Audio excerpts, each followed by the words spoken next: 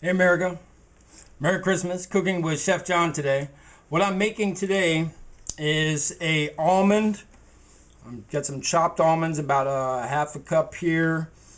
Lemon peppercorn loaf of bread. I've got a little bit of peppercorn, some diced lemon zest, 1 ounce of the lemon juice taken from the lemon.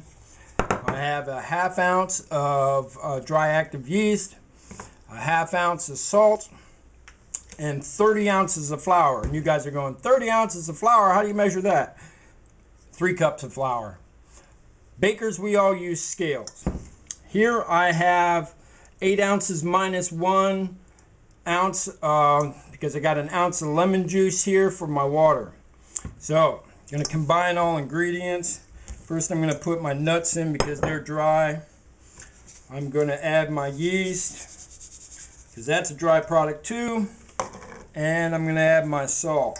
Now yeast is your leavener. Salt gives flavor to the bread, and also it controls your yeast growth. Now what I've got here is some bread flour, but because I'm adding things into it, I added a little high gluten flour, and I just kind of eyeballed it in the beginning. So this is kind of a test loaf. We're going to see where things are. So mix all dry ingredients. And then I'm going to come over here to my lemon pepper zest.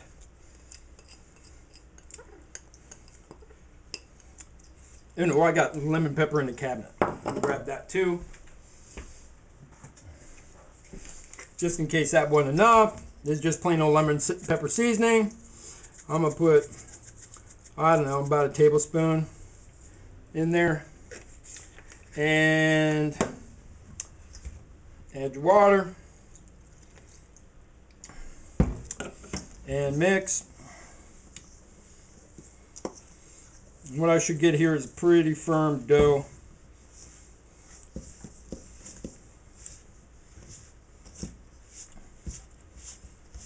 So there's no way that's right, so I need another 8 ounces of water.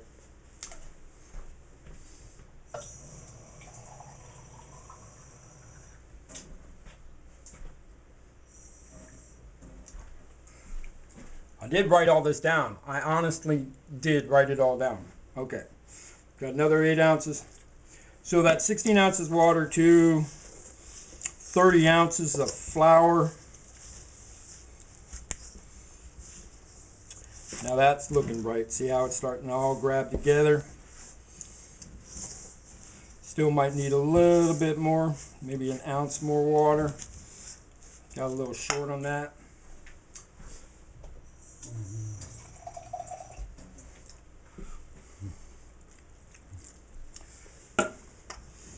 I've been baking a little while. I'm not great at it, but I've been doing a little while. Now because I got that high gluten flour in there, it's soaking up a whole lot of extra moisture. That's why we're putting more water in. So that was another 2 ounces, and this is another 2 ounces. So what high gluten does is really builds structure of the flour or the bread. And since I put almonds in here, and I'm going to move this down so you can get a better look as I work on the deck here. Since I put almonds in there, I said, Chef Chris, every time I make this great bread, Chef Chris at Lane Community College, every time I make this great bread with stuff in it, it doesn't rise enough. And he goes, well, you got to build more structure into your gluten, so you got to add some gluten. So I think we got this now. Get these ingredients combined. And I'm going to have to knead this for a while. Woo! Sticky. Resilient.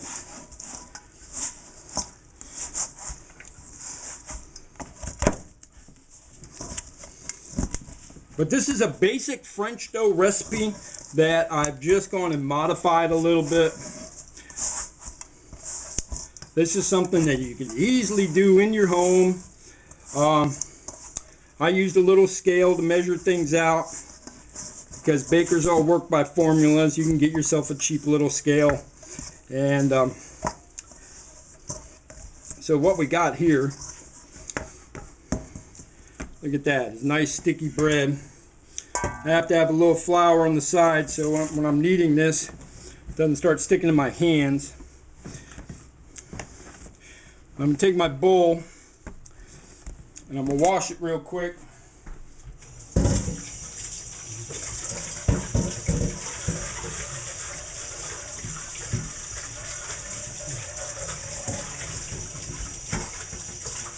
You guys are just looking at the dough, huh? So I'm washing my bowl, going to dry it out.